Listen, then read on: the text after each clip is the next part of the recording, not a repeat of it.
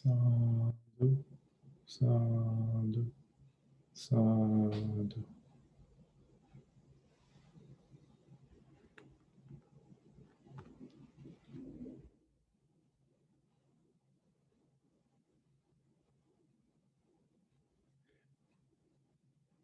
We meditate to awaken the mind.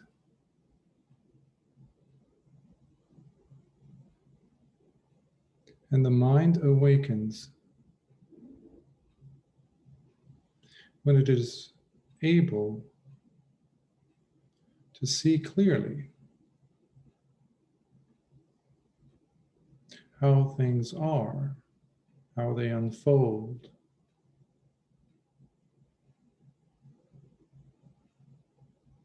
When it sees clearly.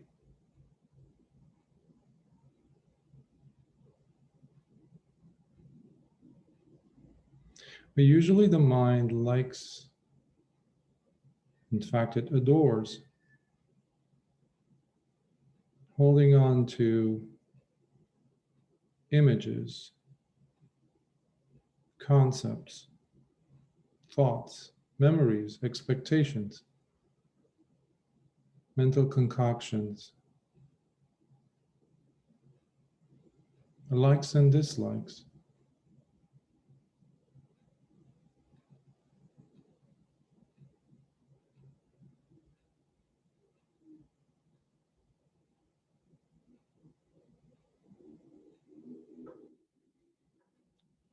The mind loves the Kkhandas. It trusts the Kkhandas, the aggregates.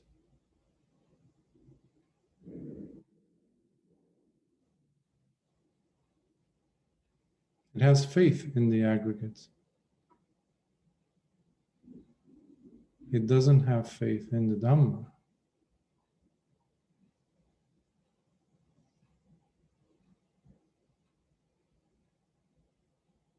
And out of the aggregates, one can see that the Saññā,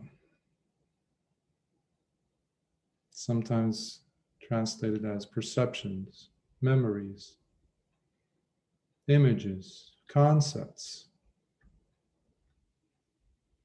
I like to add expectations to that.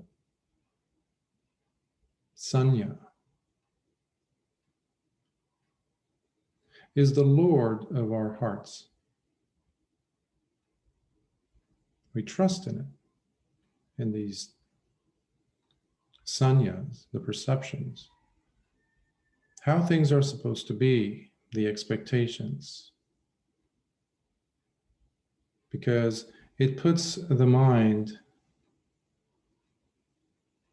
into a state of love and hate, good and evil, always, always busy by picking one up, throwing the other one away. Preferences.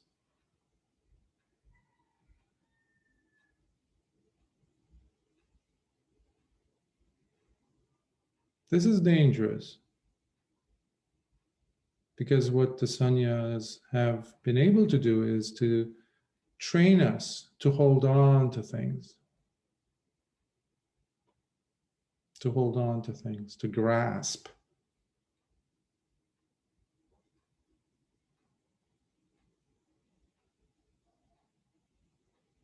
When my first niece was born, actually before that, my younger brother, when I was about 10, when he was born, I was fascinated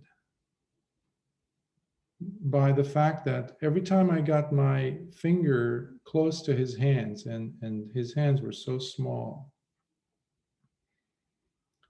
I would play with him and you know, he's my younger brother, but I would try to get his hands to open up, which were clasped tightly shut, like this. But he would sense this thing, even when he couldn't open his eyes. I would notice his fingers would become aware of my finger, and his fingers would open up. and grab hold of my finger, grasping it. And we all have this tendency, but it's not just physical, obviously. It carries itself throughout our lives, especially when it comes to feelings, because for the most of us, what is overshadowing the feelings are none other than Saññā.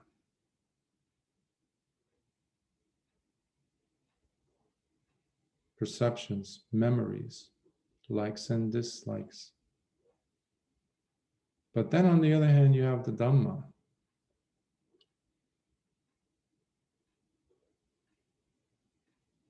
Remember, we meditate to awaken the mind. The mind awakens when it starts to be able to see things clearly as they occur. What's happening beyond this veil of Saññā? That's what we're talking about when we're piercing through these images, these concepts that we have added on over countless lifetimes.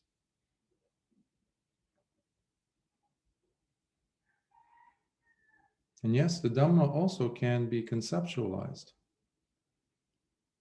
When we add information into the mental jargon, into the vocabulary that we carry, in the collection of Sannyas, in the vast library of Congress of our Sannyas. And then we run into some problems because every once in a while we see, for example, the Buddha using a term here in a certain fashion with a certain intentional definition or contextual meaning there attached to it. And then in another scenario, in another set of events, the Buddha uses the same term in a totally different structure. So how to negotiate the two? The terms, of course, when the Buddha uses them, there's no problem with them. There's no issues there. But we make issues out of it because we have just latched on to this concept, and now you're saying you're presenting the same concept here in a different fashion. Now I have to really move things around, which is uncomfortable. When this happens in the mind of the meditator, it's very important to bring the attention back to what causes this? What causes this?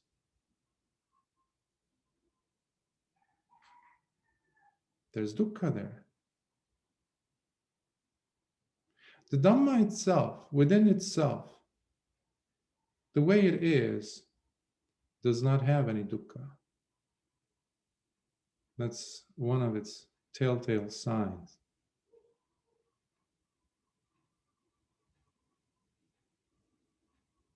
The Kkhandas, on the other hand, are all about suffering.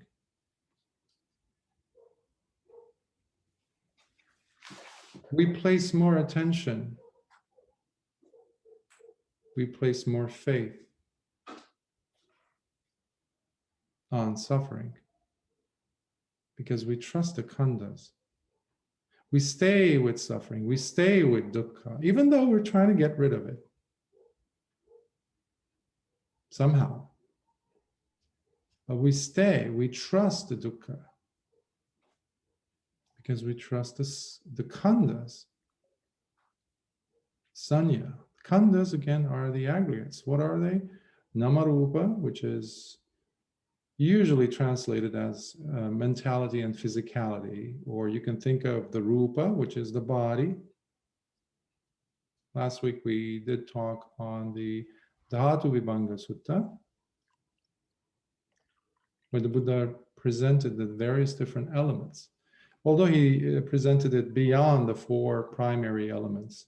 So he had incorporated space and consciousness into that, in addition to earth, water, fire, and wind or air. So you have that, which is completely dependent on these four elements, the body, and all their nuances. Of course, these four are not the same elements that we see on the periodic table. These are from 26 centuries ago. These were what qualities that were seen in this body, dependent on cause and effect. But primarily, the Buddha narrowed it down to simplify things to these four. So that's rupa. Then we have the nama. The nama is the mental texture of what makes this body, the things that need to animate it, to turn these four elements into something that's perceptible, something that's perceptive, something that moves with intention, with attention, etc. So loosely, you can think of it like in that fashion of mentality and physicality or materiality. Then we have Vedana, which are the feelings. Primarily, they're the three feelings: pleasant, pleasurable, painful, and neutral, neither painful nor pleasurable. Then we have the Saññā, which, as I said earlier, the perceptions, memories, concepts, expectations, images, what we expect things to be like, what we don't like, all these starting points. And then we have Sankharas, which are the mental concoctions that come in and take that starting point of the Saññā and start weaving stories, scenarios. An entire screenplay is written just with that single memory or concept or expectation. Again, based on likes and dislikes. And then finally, you have the consciousness aggregate, which is another form of sense awareness. Be it visual, be it auditory, be it olfactory, be it gustatory, be it tactile, or be it mental, being able to process information, know things. So these are much more tangible to the average person. So we can rely on them better, more.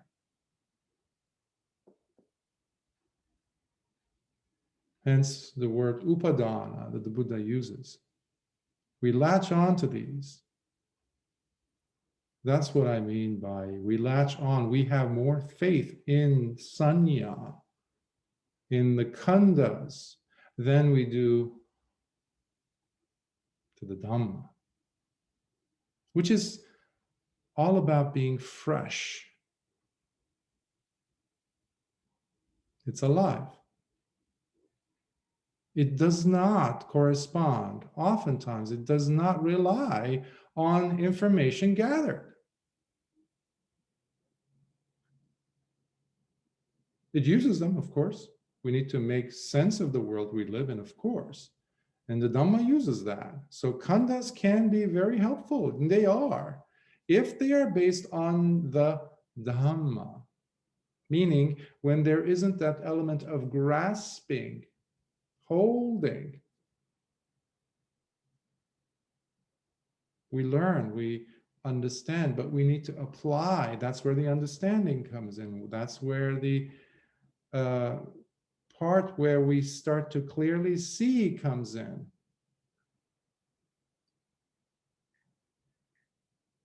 Which is the benchmark of wisdom.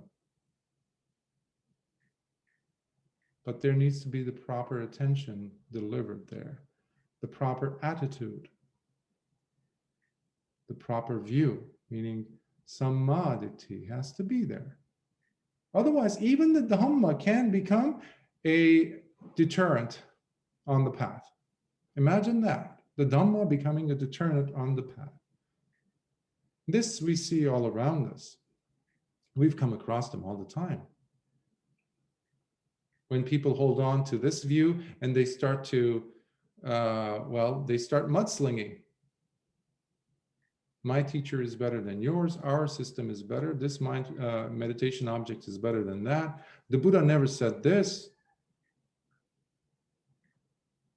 This concept doesn't mean that. Guess what? You're placing more trust on dukkha. You're staying with dukkha because you're staying and you're relying on the Kkhandas. Ajahn Mun would say, the Dhamma stays with the Dhamma, the Kkhandas stay with the Kkhandas. What a beautiful statement. The Dhamma stays with the Dhamma. It will identify the Dhamma in one's heart, so long as it is no longer dominated by the Lord of the heart, meaning Saññā. I wanted to focus on this because it's very slippery. Oftentimes I notice from my own practice, my own history in the Dhamma, how I've belittled its importance over the years. But it is the main player. It is the sneakiest part of the Kkhandas, I would say. Because that's where everything can go downhill, and usually does. But how to identify it? That's the key.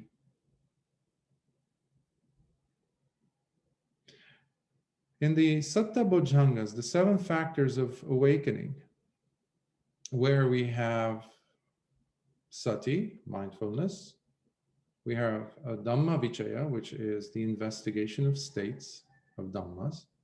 We have Vidya, which is persevering energy.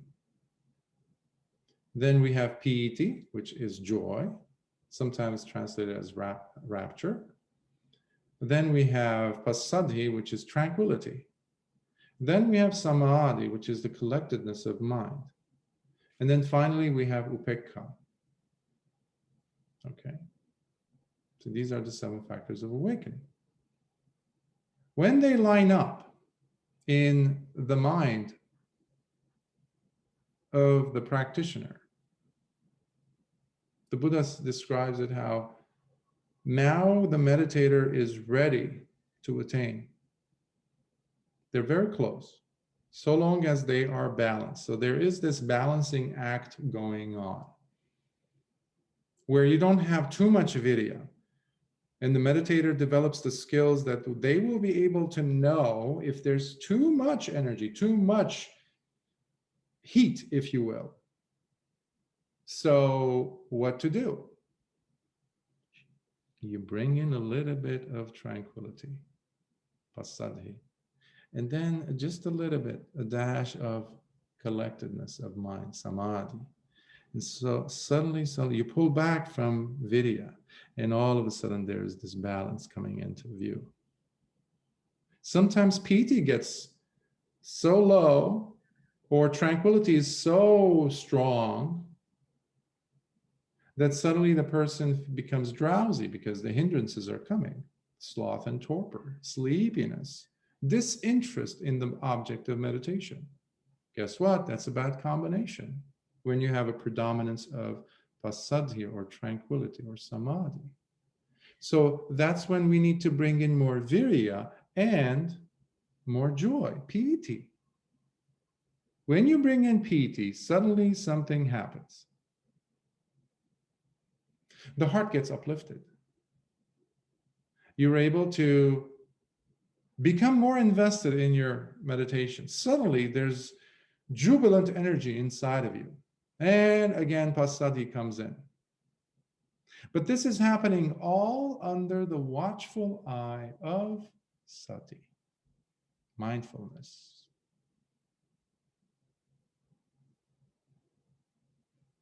Sometimes sati can also be translated as remembering. Remembering what? Remembering what the body is doing now, not remembering what happened in the past, although that is part of sati. But usually the show is happening here and now, in the present moment. So not just the body, though, also the feelings.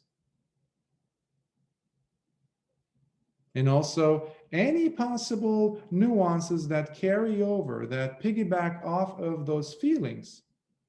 When we're latched on to a specific feeling, either liking it or disliking it and wanting to get rid of it, which takes us into the mind sphere, the realm of Cittānupassana, where we are observing the mental quality that started all the way back, let's say, with the body or the feeling. So the mindfulness part, the mindfulness element, if you will, is what is taking place, is what is keeping an eye on what's happening. And when the person, the meditator, has reached a point of, well, where these 7 factors of awakening are nicely lined up, then sati, or mindfulness, gets beautifully directed and connected with, especially, upekkha. In the mind of such a person, being mindful is tantamount to experiencing or to saying that the person is also in a state of equanimity. That's what upekkha is. So they become one and the same almost. With every moment of mindfulness, there is powerful state of equanimity. And when a person has attained even the first state of awakening, even the magga portion of it, the path, they feel that stability of mind on such a deep level. There is quietude. There is this upekkha dominating everything. They're able to observe the Kkhandas, of course, but they're not caught in the loop. They're able to see it. Why? Because upekkha is there with mindfulness. And in that sense, mindfulness in conjunction with upekkha becomes the experience, if you will, of wisdom, the presence of wisdom. So wherever a person looks, every time there is sati, and it's always, eventually, hopefully, with the person, with their practice, it can go into mahasati, which is sati becomes constant.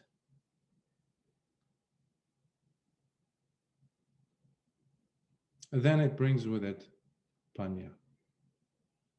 Sati, panya, sati, panya. Wherever there's sati, there's panya. Eventually, that mahasati can take the person into mahapanya, because every millisecond of life is revealing the freshness of Dhamma in one's life. So this is when the person is staying with the Dhamma, not with the dukkha. Not with the dukkha. Because we've been used to staying with dukkha. Because we trust, we have faith, we have a strong faith in the Kkhandas. Because we love the familiar. That's why, for example, if a child has been born or raised from a young age in an unstable household where there is domestic violence, for example, that becomes their familiar language of relationships with people. That is normal for them. So we start a vicious cycle. So we've been in a vicious cycle, which the Buddha called beautifully samsara. The cycle of rebirth, birth and death, birth and death, birth and death. And in between these intervals, there's tremendous suffering and loss constantly.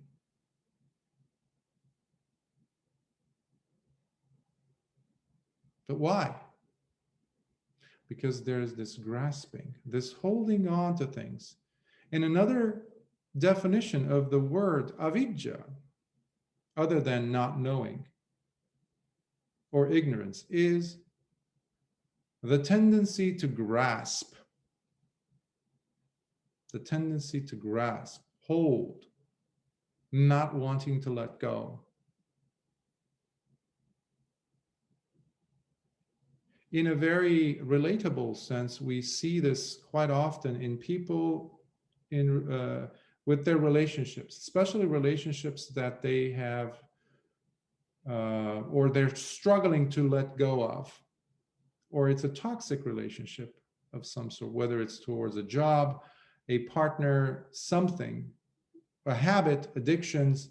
It is a relationship of holding on and not trusting life enough to loosen up those fingers and just let go.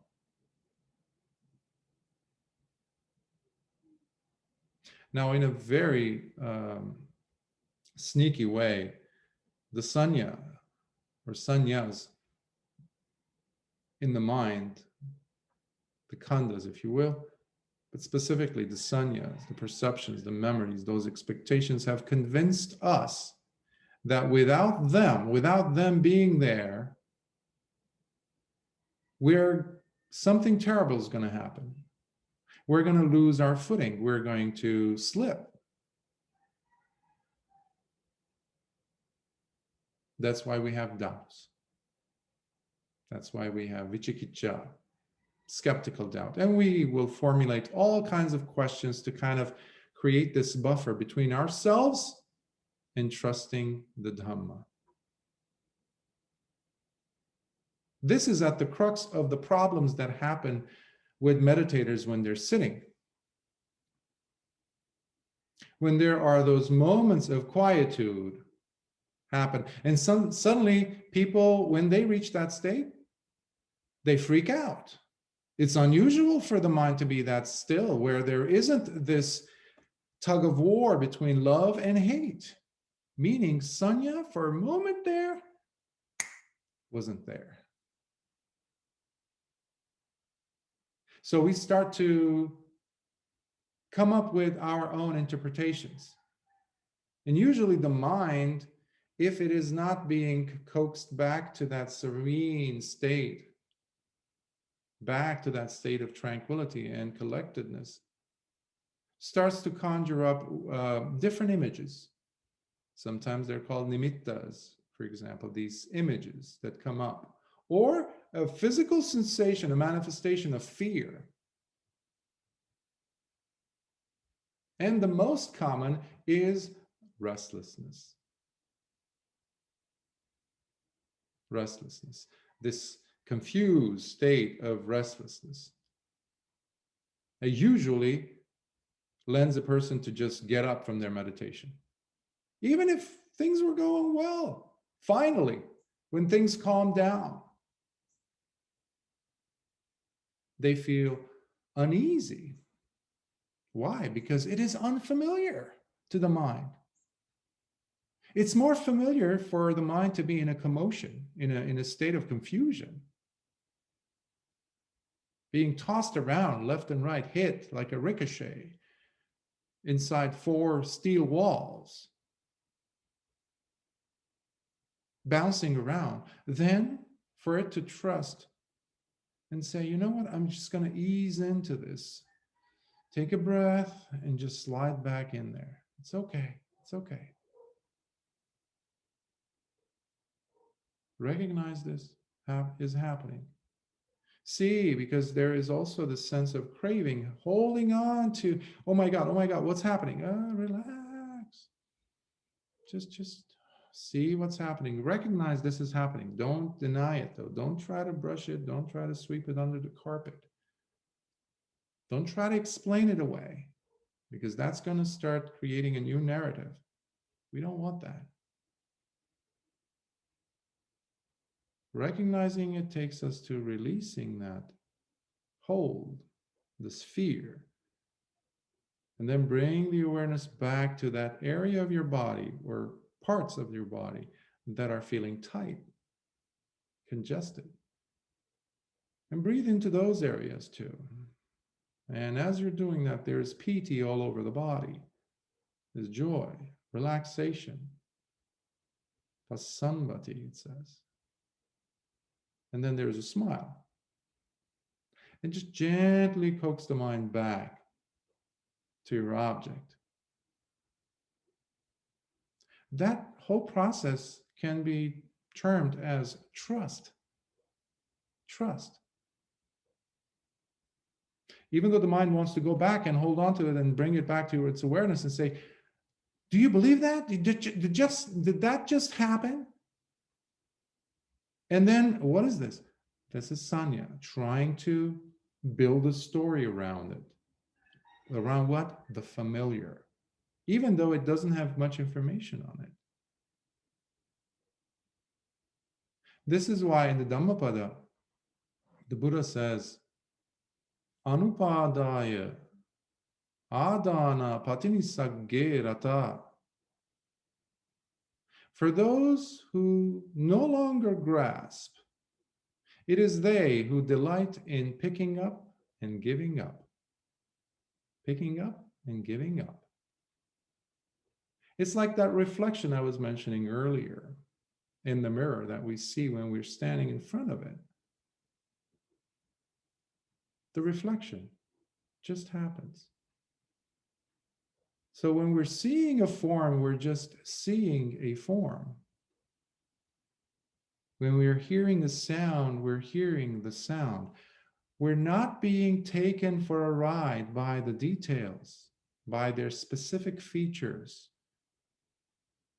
to make a poetic story around it. If you want to stay in samsara, go ahead, become as poetic as you want.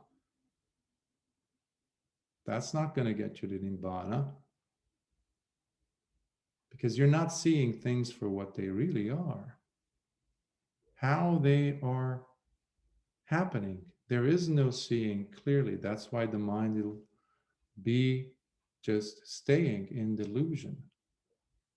The mind will not awaken. It will never awaken. So picking up only to give up. If you remember several weeks ago with the part that we covered on Bahya Daruchirya, Bahya of the bark cloth, where the Buddha gave him the shortest instruction and he got it. He said, Bahya, while seeing, just see. When tasting, just taste. When feeling, just let that feeling be. Whatever is experienced. Don't add. Don't become sucked into it. Don't lean into it. Just see the form. And then we'll realize, we'll identify our own contributions to the thing being seen.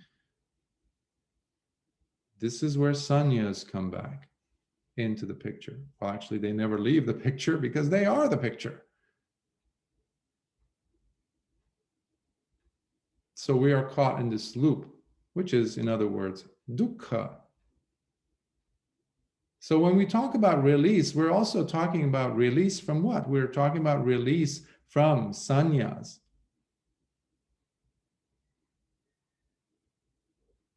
The perceptions, the memories, the thoughts of how things are supposed to be. And this is another reason why I always emphasize the need for us to always check our attitudes when we're sitting to meditate. This is something that never gets or does not get to be discussed enough in meditation circles. We just take it for granted, like, yeah. But no, this is very important, because checking our attitude is making sure that we are right on the right path, and specifically the Eightfold Path, and specifically samadhi, right view. It has to be there. Otherwise, you're off the reservation, you're gone.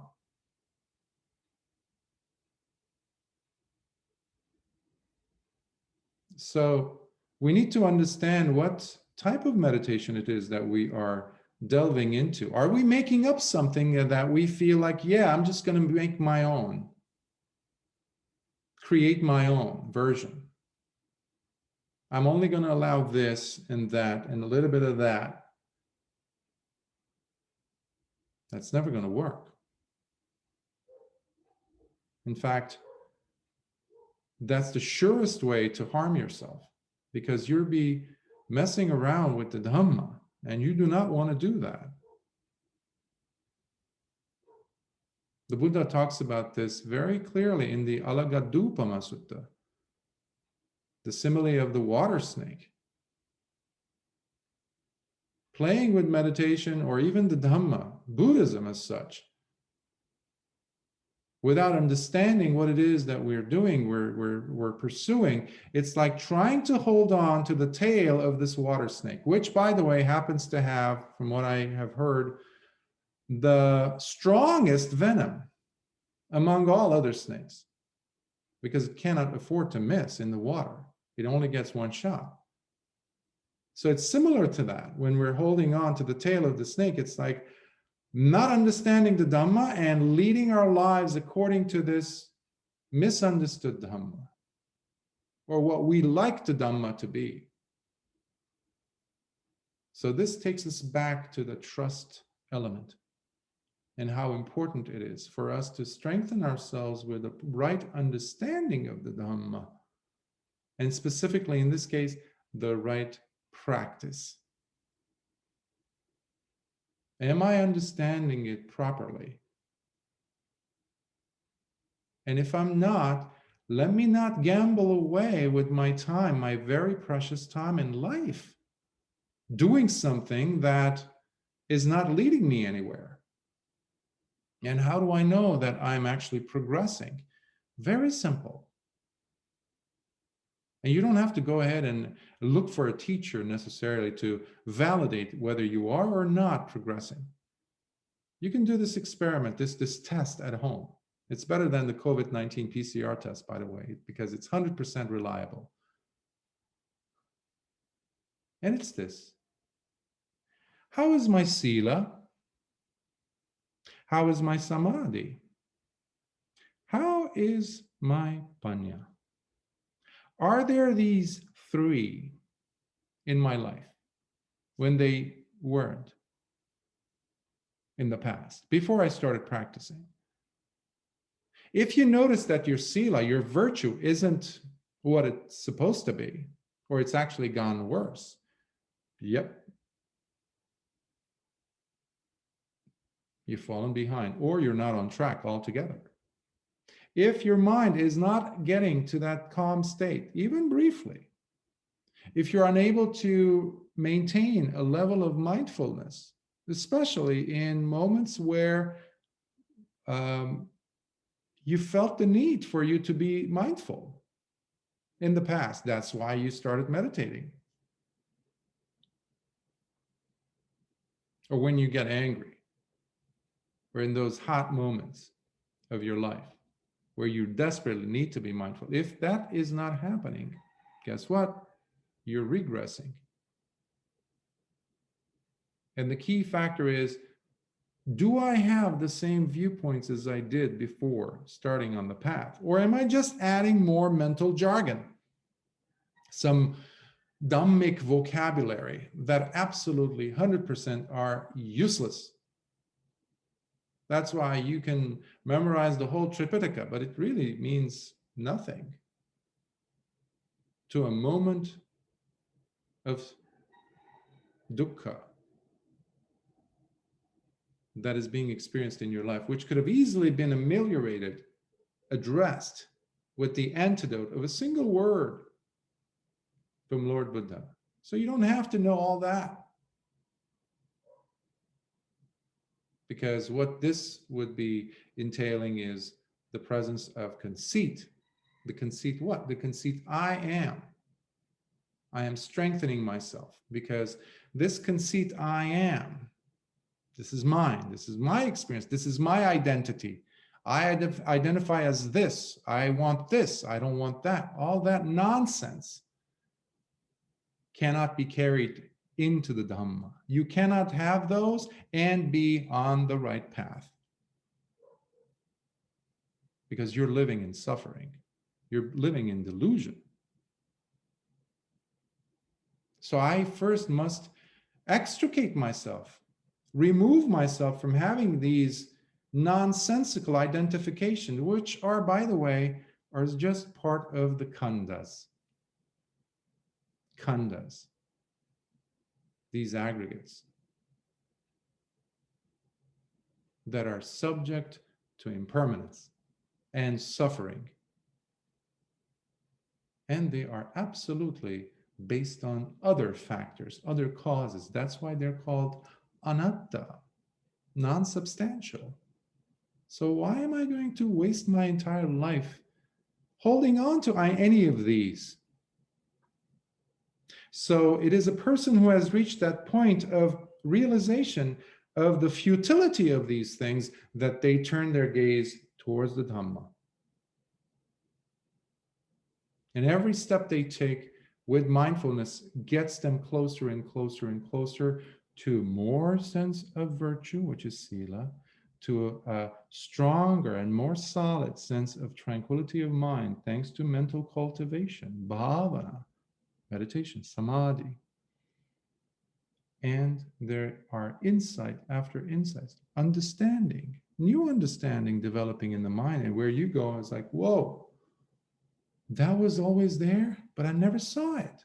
That's the true aha moment that no university, no professor could give you,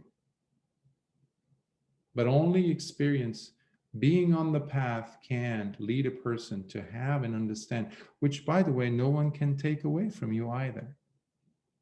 That's why Lord Buddha says, Pachattam veditabbo vinyuhiti. This is a path, the Dhamma is something that is to be realized by the wise for themselves. For themselves. So the key then is to develop the sense of trust in the Dhamma proper. And to live with the Dhamma and not with suffering. Not with dukkha. And every time you notice the mind just fluttering its way back to the Kkhandas, back to Saññā, just gently coax it back, bring it back, bring it back. It's okay, it's okay. I mean, come on, we're dealing with a habitual pattern that is beginningless. We've had innumerable lifetimes of living like this, functioning like this. But can it be changed? Absolutely. The life of Lord Buddha is an evidence of this. The Arya Savakas, all those noble disciples who have been on this path without changing anything, without concocting their own version of Dhamma, corrupting the Dhamma, they too tasted that. They too have seen this. And I'm not talking about Arya Savakas or noble disciples way back there in the past. No. In the 21st century. Contemporaries of ours. Tasting it now. So that's why I want to urge you, with the spirit of Samvega, that sense of urgency that Lord Buddha was always, always trying to inculcate, inspire meditators with, not to waste another life. At least get on the path. Fall in line with the right path, meaning the one that takes you out of suffering and into release, into liberation. And it's not somewhere out there. You feel it immediately, because the moment that we are relinquishing that hold, that grasp, suddenly we're tasting the third noble truth, which is Nirodha, which is cessation of that suffering. So it's not something that will happen later on in the future. So I just have to hold still and to keep pushing. No. Maintain mindfulness. Listen to Dhamma talks, listen to the suttas that are geared towards the Dhamma, that are geared towards taking one out of suffering. And pay attention where it needs to be paid attention, meaning your life, and not to gamble with it. Because we don't know when our time's going to be up in this life. And the next time we show up, if we show up as human beings, that is, whether there will be any Dhamma to speak of. These are facts. These are not stories, fairy tales. These are facts. And you don't have to believe any of this. As I always say, just believe in the fact that you're suffering now. And make a decision to pull yourself out of that suffering by putting more faith in the Dhamma with your practice, solidifying it with your practice. Narrow it down to the simple step of mindfulness. Carry that through your day. That's all you need to do to start. But don't switch, don't mix things up. Use one meditation object, but be dedicated to it. Without that dedication, we never succeed in anything. Anything. And if it is liberation that we want, then we have to give it what it deserves. Because if it is extraordinary, the goals that we want to achieve, if our goals are lofty, then our efforts must be extraordinary.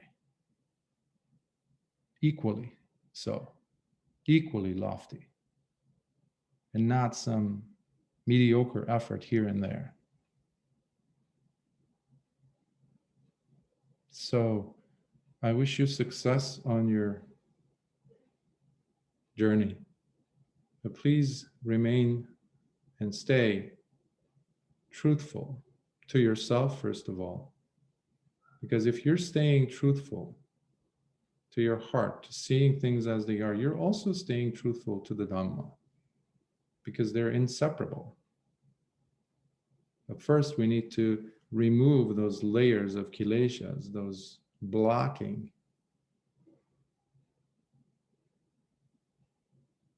us from seeing things as they are. So I will pause here and open for any questions you might have.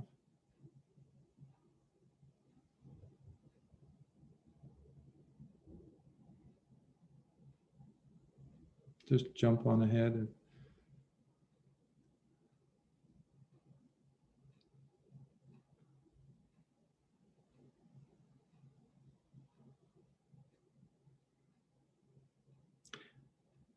There was one question by a student earlier, which I'll address it here to all of you instead of just to him. And it had to do with a question that arose in his mind about consciousness as an element. And this comes from our recent, last week's sutta exploration, sutta study class, where we did the Dhatu Vibhanga Sutta, which is Majjhima Nikaya number 140, I believe, middle-length discourses, where Lord Buddha went to Rajagaha, to the potter's workshop to meet Pukkasati, who had left his kingdom as a king and become a bhikkhu, and where the Buddha delineated, classified the elements. So the question had to do with, they were asking Bhante, how is this, fit in with the four primary elements? Because I'm having a difficulty negotiating those two. And I kind of addressed this in a way in the beginning of today's talk, where I was talking about how we can attach ourselves to a concept, a certain interpretation of a principle or a principle of the Dhamma or anything. And so we can lock that in, we nicely frame it in our minds so we can actually refer back to that. And as this is such, that is that way. So I have accepted that there can only be four elements, four primary elements, which I was referring to earlier when it came to the rupa portion of the khandhas, meaning the body, physical body, which I mentioned that it is based on, made out of the four great elements. But the intention behind the teaching that Lord Buddha gives is extremely important to be taken note of, meaning we need to always look at the contextual factors. The emphasis there was, so we need to, that's one of the reasons why I like to give as much information to kind of set the scene, if you will, of the encounter happening between Lord Buddha or any of the Arya Savakas and the person in question, bringing, the discourse happening forth. So we need to always look at these different factors because they have everything to do with the tone of the message. Because like Lord Buddha says in several places, especially one where he's addressing Ananda about how many numbers of feelings are there, how many classifications of feelings. Ananda was insisting that it's one kind, like one group, let's say 3 feelings. And this carpenter student of Lord Buddha, I mean, he was a carpenter, but he was also a student of Lord Buddha, was saying it's more than that. He was giving a different number. So they were going back and forth, and eventually they end up saying, oh, you know what, the best solution is go to the Buddha and he'll clarify. And lo and behold, the Buddha says, you're right and you're right. Because in different situations, I've actually described feelings to be of 3 kinds. In other places, it's actually more. Sometimes 18, sometimes 36, sometimes even 108 or something. So similarly, using that in relation to consciousness element that was used in that sutta, Dhatu Vibhanga Sutta, we can look at it under the light of the Buddha's intention to help Pukusati not be reborn in any of the realms whereby he could go ahead and be reborn back into samsara. So the intention was to cut the connection right there at the consciousness level. Not allow it to go beyond into nama rupa, because once it goes beyond that point, like we discovered last week, then the body is going to take shape, meaning the consciousness, if you will, is going to go into the egg and the sperm, the embryo, and the person now is stuck. So the key thing was to allow that consciousness to just fade away, meaning whether the person was feeling pleasurable experiences or painful or neutral feelings, to just see them for what they are. Sounds familiar? Like today? Seeing just form as form. Earlier with Bahya, see just what is being seen, just the form. Don't be sucked into the story, into the narrative. Because now you're in the mouth of the beast. You're swallowed, in fact. You're gone, past the point of no return. So the Buddha did not want Venerable Pukusati to get to that past that point of no return. So he wanted him to attain the state of anagami. And he did, because the Buddha saw where he could, where he could go. That's why the Buddha weaved more, and in fact he allowed more layers of the Dhamma be uncoiled, unfolded in front of Pukusati, so that his mind could unfold and his delusions could come apart, could fall away. His sannyas could fall away, because he still had many sannyas, many perceptions, many concepts, memories, thoughts as to expectations of what the holy life is all about. So many times there's these sannyas And in this case, this falls in line with the question itself that I'm mentioning about consciousness. How can it be an element when it's part of the Paticcasamuppada? How can it also be a part of the four elements or added to the four elements? Well, it's the same principle here. Is there a latching on to something? And we can easily latch on to ideas of what consciousness is supposed to be, what the four elements are supposed to be. This also says a little bit about a lack of faith that we have in keeping the doors of the Dhamma open.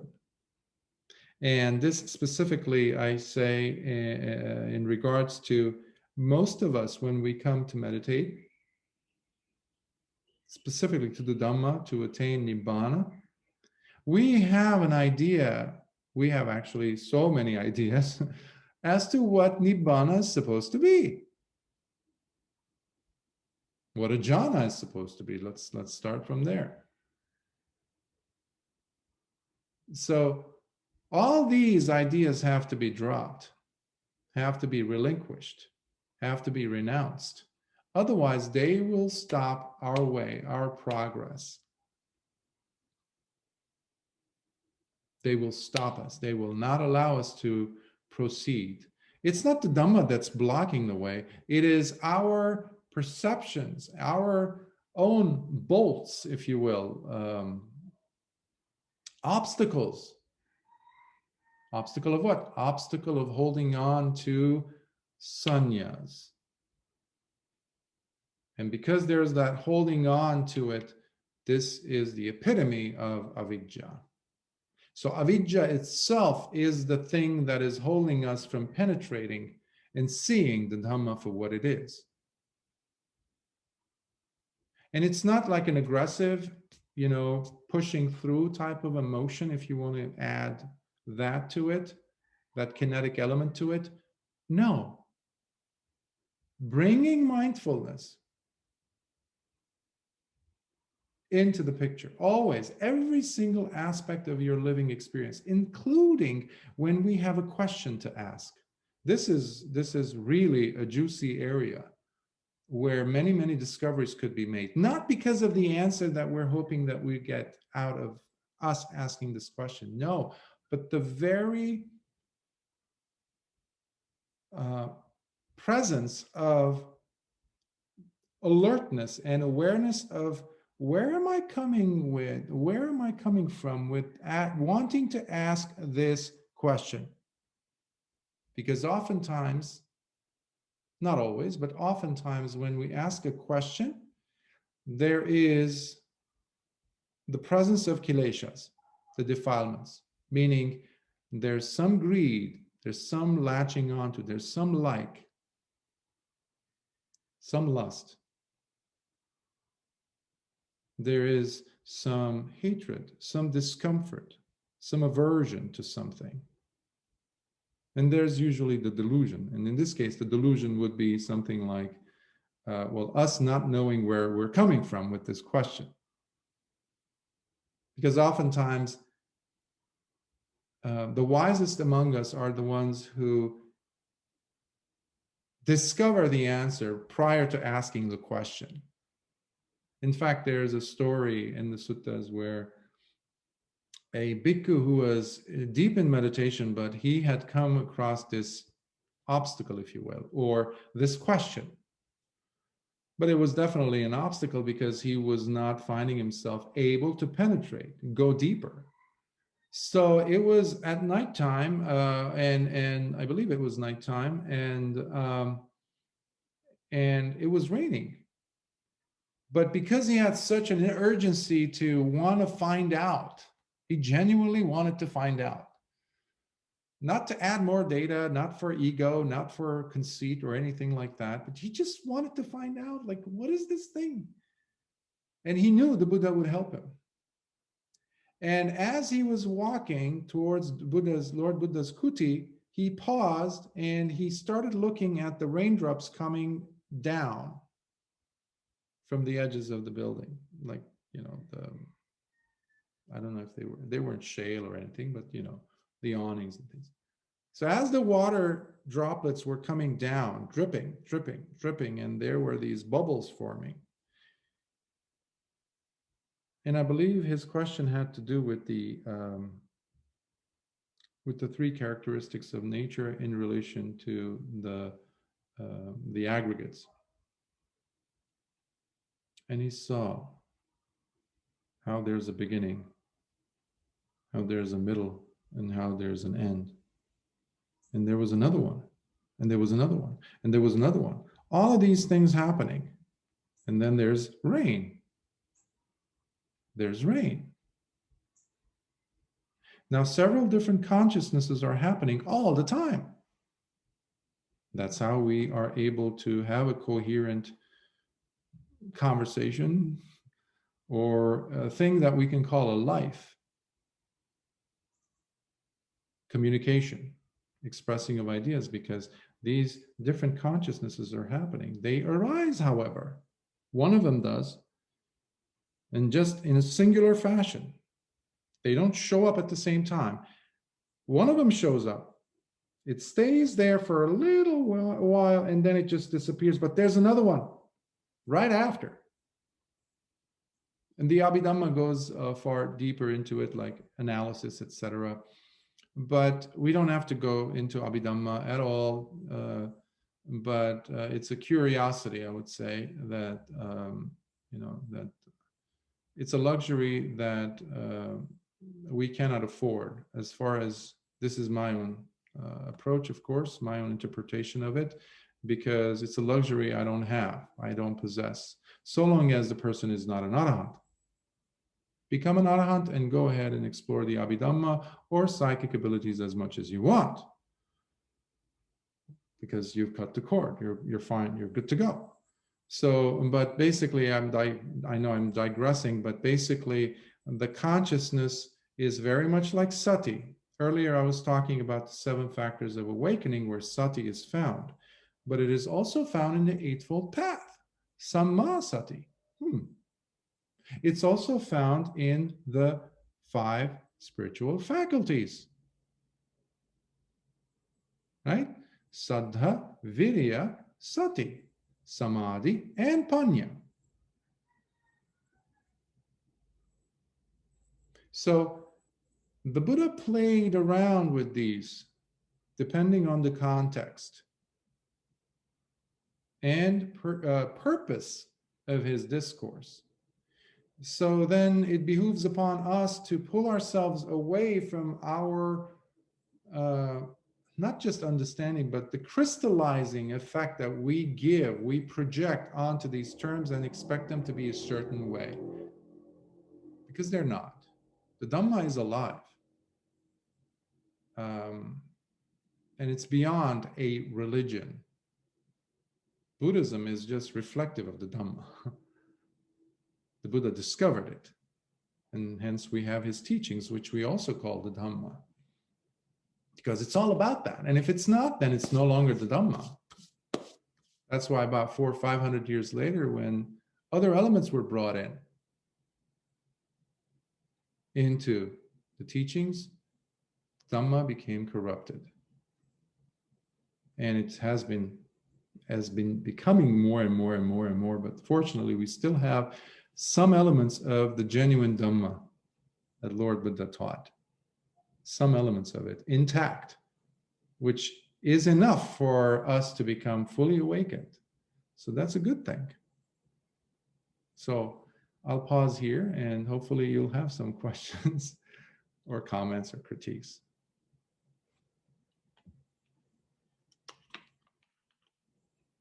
Please don't raise your hand because I can't see. Just go ahead and speak if you have a question.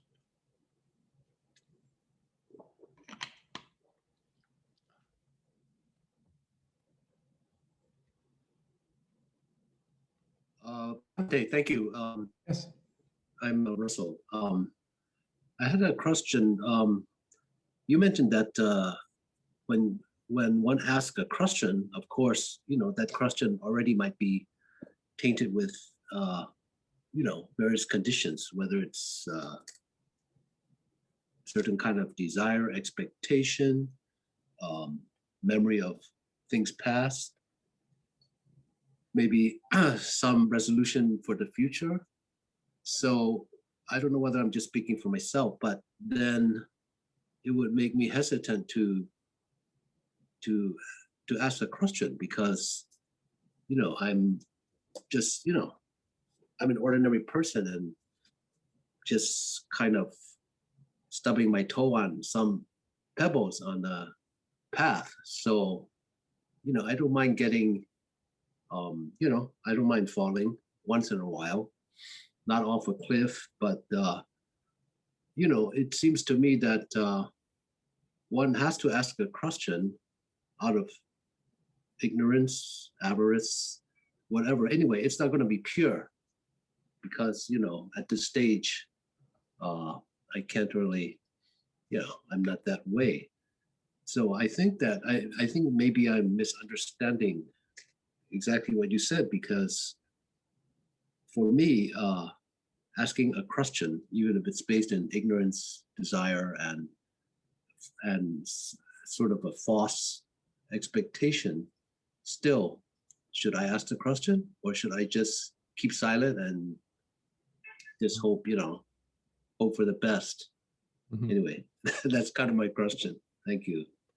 Well, if you have the mental fortitude and intelligence to ask and formulate your question so beautifully as you just did, that it indicates there is the presence of wisdom.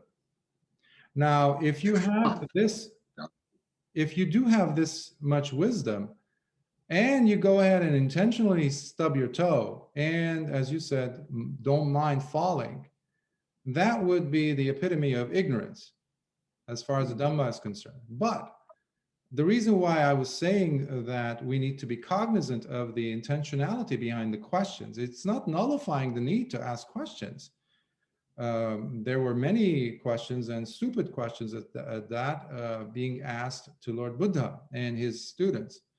Oftentimes the Buddha would not engage. He would, if it was necessary to be explored. So he was able to speak at the listener or the questioner at their level. Of course, there were certain questions that the Buddha refused to answer, and whether it was a trap by some shrewd logician or somebody who practices rhetoric or out to not learn anything. Basically, they were not asking the question for the sake of truth, or any of the metaphysical questions. So there were 10 questions that the Buddha told his disciples, if they come and ask me these questions, don't bother, because I'm not going to answer, because they're pointless and they're absolutely useless in pulling a person out of suffering. They just add to the ego factor. But coming back specific, so yes, there was a misunderstanding from how you presented your remark or question itself. That is not the intention behind what I was saying. The key thing that needs to be happening is the person's ability or willingness to, instead of project the question outward first, to pause and become reflective of the question itself. This is something, as I have been sharing Dhamma for X amount of years, I've noticed this happen a lot. And to this day, I get a lot of questions. Again, I have to apologize if I don't get to answer emails, because I'm backed up on emails and, students wanting to ask questions. And sometimes you have some questions being posited by usually people I don't even know. I've never met them, but sometimes they're good questions, but sometimes there are just questions that are being asked for the sake of asking. And you can tell that the person never bothered to pause for a second and say, okay, what am I asking? Really? What if somebody asks me this question? So for such people, I've said blatantly and, in some cases, or refuse to answer their email completely, is something to the effect of, not every question deserves to be answered.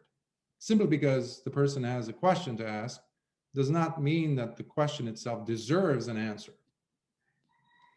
So this is very important. And sometimes the same question has been asked by the same person so many times that the teacher would say, you know what, I've answered this millions of times. Obviously, you've never allowed my answers, any of them, to really land in your mind and to spread their roots down and for you to gain.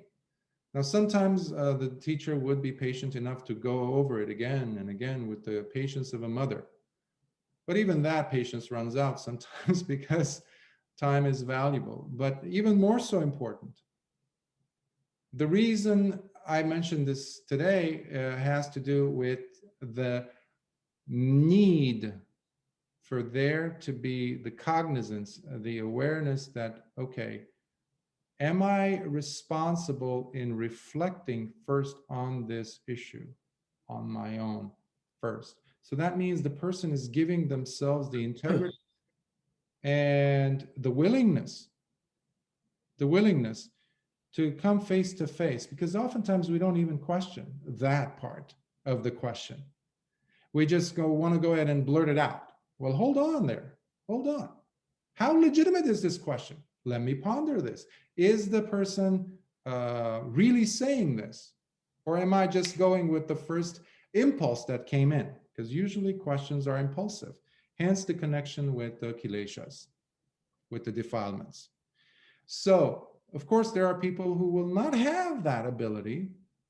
And in their case, in answer to your question, absolutely, they can go ahead. But if there is, like you formulated it, if they have that cognizance, then it behooves upon them to pause and ask themselves the question whether there is any elements of greed, hatred, or aversion, or delusion in my question before I ask, which gives individual responsibility to the person to own up whether the question is intelligent or stupid. And before they release it to the world, to really look at it with some responsibility and say, you know, because there's so much, you know, you probably have heard this, big chunk of the answer is found within the nicely, properly formulated question. So sometimes, just like that bhikkhu who discovered the answer, by the way, I don't know if I finished that example, the story of the monk who's seen the raindrops. He decides not to go and ask the Buddha. He's like, no, I got the answer. And he goes and he knows the answer in the sense that it's going to come out of his practice, but he had that moment of insight. He goes and sits, guess what happens? He becomes an arahant.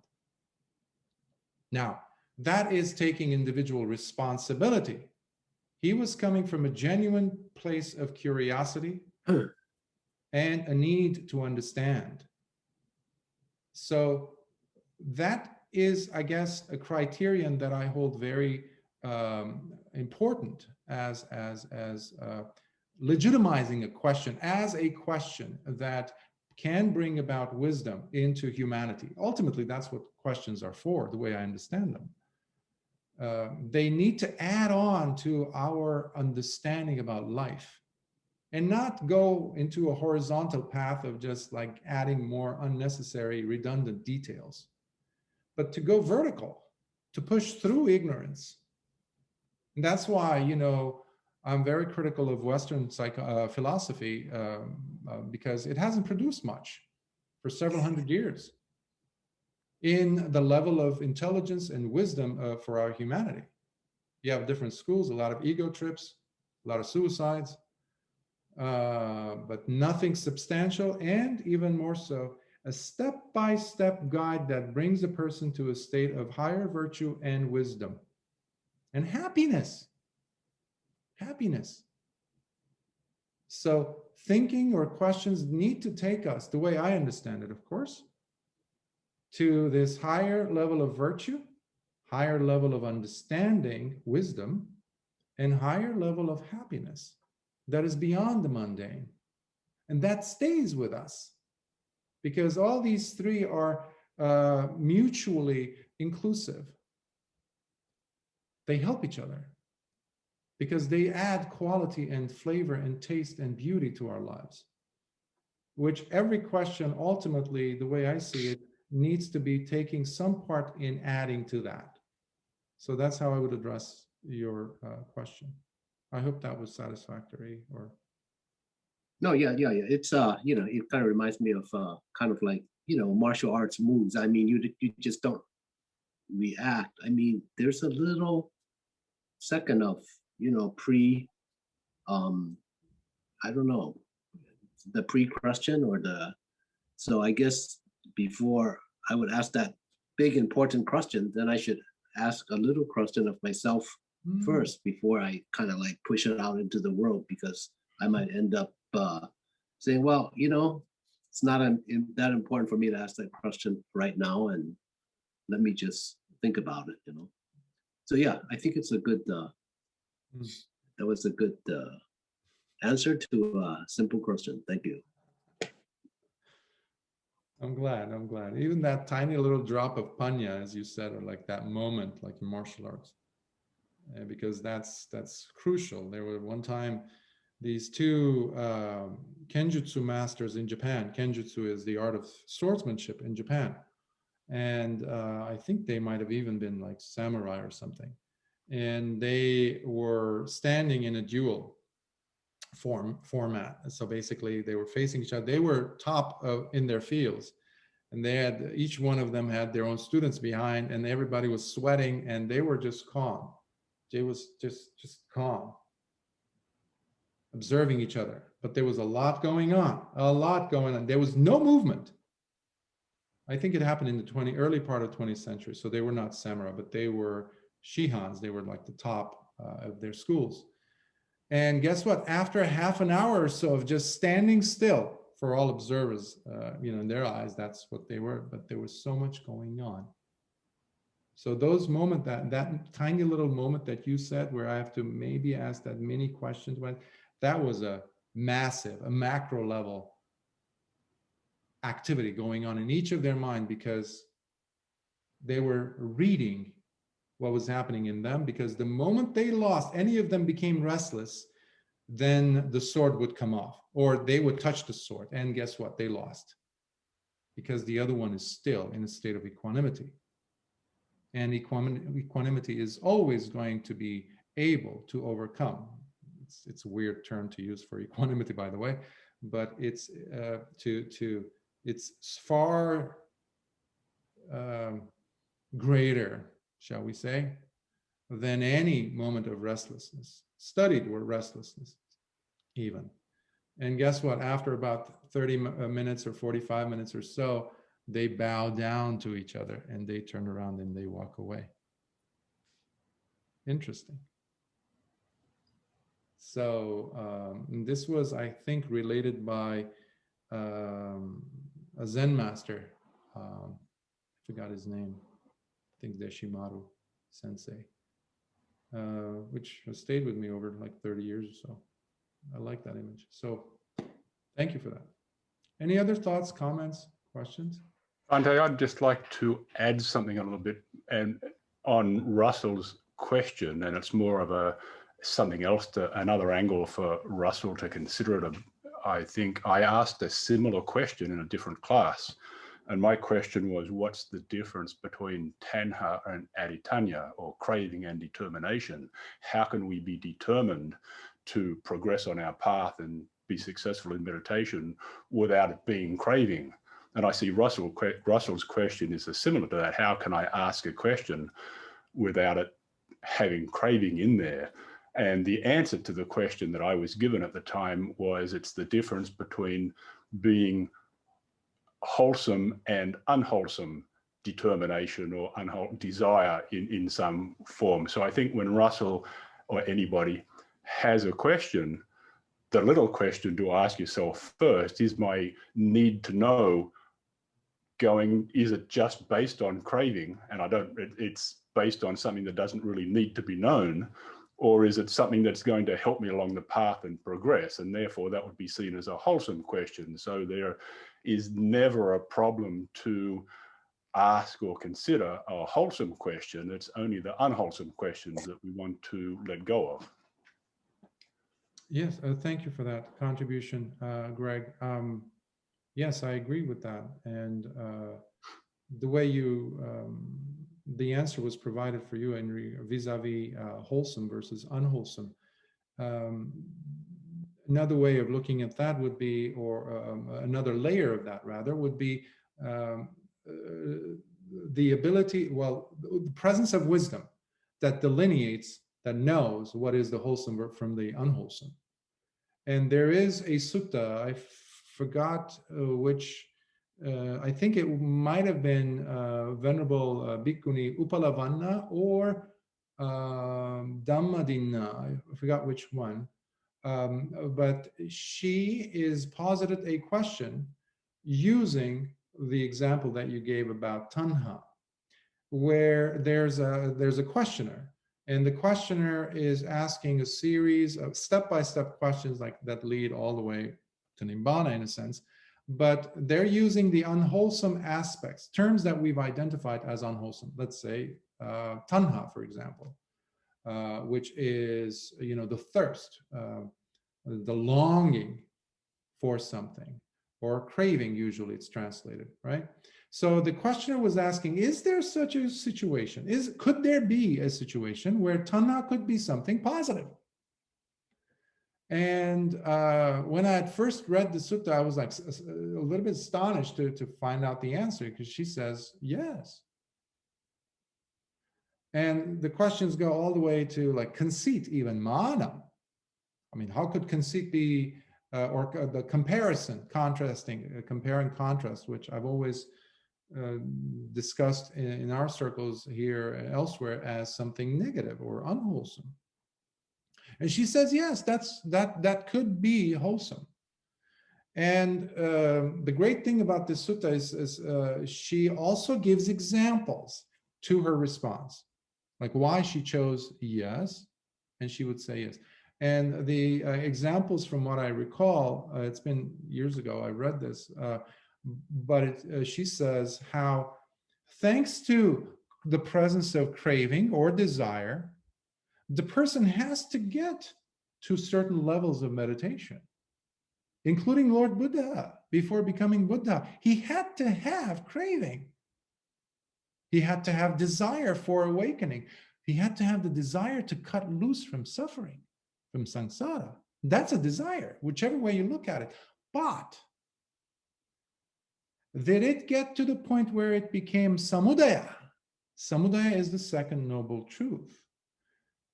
Meaning, did it turn into the origin of suffering? Meaning, did it have attachments to it? Was Lord Buddha or Siddhartha Gautama attached? And this completely changes everything. This is what completely delineates the difference, the crisp line that goes between kusala and akusala, wholesome and unwholesome. But it got him to a certain level. Eventually, that too has to be let go of, though. And she was very clear in her responses. So it's almost like a conditional yes. And similarly with conceit, because this one really made an impact for me in my own work and understanding, where she says, if a bhikkhu, if a practitioner doesn't have some level of conceit, meaning specifically the compare and contrast, he's better than me, I'm equal to him, or I am better than him. If the bhikkhu or bhikkhuni, they don't have this understanding of mana, then they cannot progress. And she also provides extra explanation on this. She says, again, I'm paraphrasing, it's been a while, but she says something to the effect of, the person looks at someone who has attained a certain level, whether it's a certain level of virtue, a certain level of mental calm, understanding, wisdom. So you aspire. There's an aspiration. So you're almost using, not almost, but you're using the person's example as a role model for you to enhance into, to grow into. But eventually that too has to be let go of, because the person sooner or later realizes that that too is part of the fetters. But it has got the person so far. So this can be taken into the example which is used quite often in the Dhamma. In fact, it's one of the qualifying descriptors, if you will, of the Dhamma, meaning the path, the boat. Remember the boat? Thinking about the boat, meaning the Dhamma, the Magga. Once a person has crossed the tumultuous river from one bank to the other shore, we're not going to carry the Dhamma over our head. It's done. The Magga gets dropped. Now, that doesn't mean that the person lives akusala. You can't. It's impossible. That's why the person has reached Adisila, which is the higher virtue. Adi Samadhi or Adichitta, which is the higher mind. And Adipanya, the higher wisdom. So the person is no longer a Seka or noble disciple, is now to be taught, a disciple in training. They've gone beyond that. So similarly, tanha or conceit get to be dropped after they've allowed the person to reach a certain place. You know, hiking through the national parks in the wet weather or through the snow, wearing these heavy-duty hiking boots, yes, will get you all the way to your home, but you don't go to bed with them. You have to remove them. All that mud, the slush, and everything else needs to be left outside because they brought you from days on end being out in the woods. You're now in safety, in the comfort of your home. So similarly, we sometimes forget to look at the Dhamma and these principles in, I'm not saying this is the case here. We sometimes forget the practical aspect of the Dhamma and how easily they could be viewed and seen by us. We don't have to know the whole suttas or anything like that because they're all there. So thank you for that.